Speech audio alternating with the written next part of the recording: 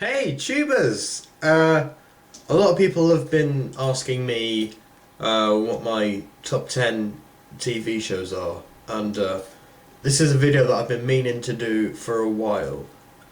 Actually, I lie, no one has asked me what my top 10 TV shows are. I just thought that would be a good excuse to do a video, but just in case you have been wondering what my top 10 TV shows are, um, this is it. This video, I made it for you, okay? Not anyone else, you, alright? So bear that in mind. I spent half an hour of my day for you, okay? Cool.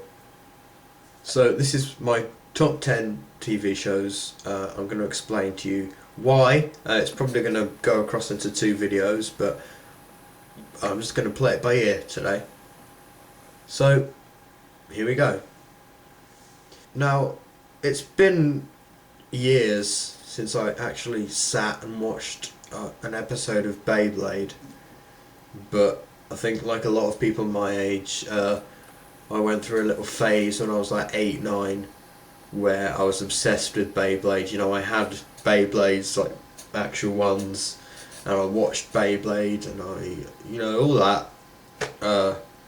It's been about 3 years since I watched Beyblade now, but it was good. I've never been a big anime fan, really. There are a lot of shows that use that sort of monster versus monster format. A lot of them use some sort of vessel. For example, Pokemon use little balls, and Duel Masters and Yu-Gi-Oh! Use cards. But I just thought the idea of the idea of Battletoads was just so original and so great. And like Pokemon, Beyblade was actually like a whole franchise. Like you had the actual Beyblade things. I was actually genuinely disappointed with the actual Beyblades because there was no real bit beasts in them. That was just quite sad. But obviously there are different series as well. Like the first series was just Beyblade, and then the second series was Beyblade V-Force, and then the third series was Beyblade G-Revolution, and same theme song, obviously. But at some point I'd like to get back into Beyblade, but not at the minute, thanks. Number 9 is Time Team. Now, some of you might know I'm into ancient history, and I've done archaeology in the past. But I've never really been that big a fan of archaeological shows. Normally when you watch them, they're really dull shows with really dull people, and really dull pretty much sums it up. But with Time Team, it's presented by Tony Robinson from bloody Blackadder, and then you got Phil Harding from Wiltshire. He's daft as arseholes, but he knows a fair bit about archaeology, so not bad. And they really do give it something worthwhile. It's fab.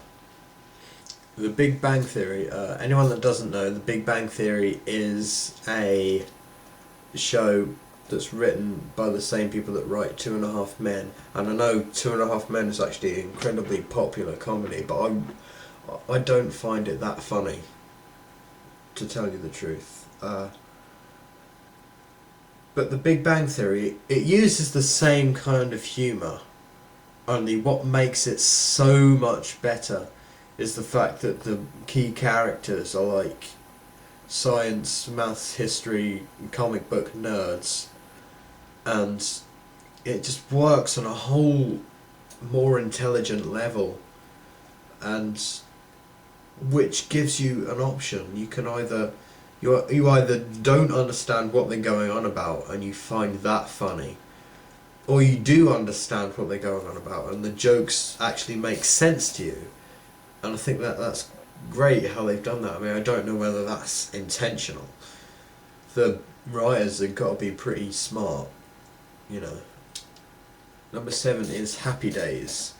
I like Happy Days.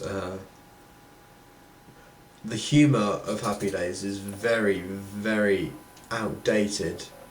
I mean, because not only was it made in the 70s and 80s, it's set in the late 50s, early 60s, so kind of why the humour's really, really outdated, but I still find it genuinely funny.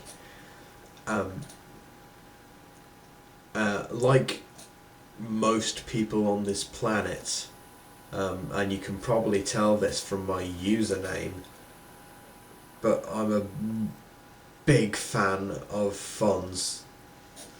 Fonz is easily the best television character in the world. No doubts about that. He just rocks.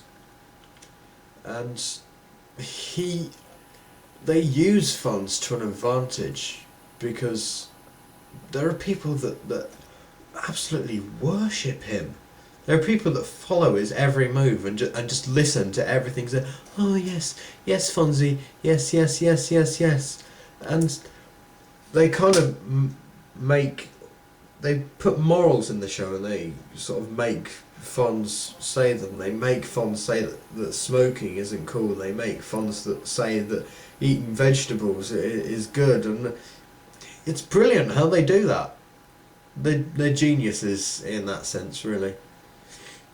It's great.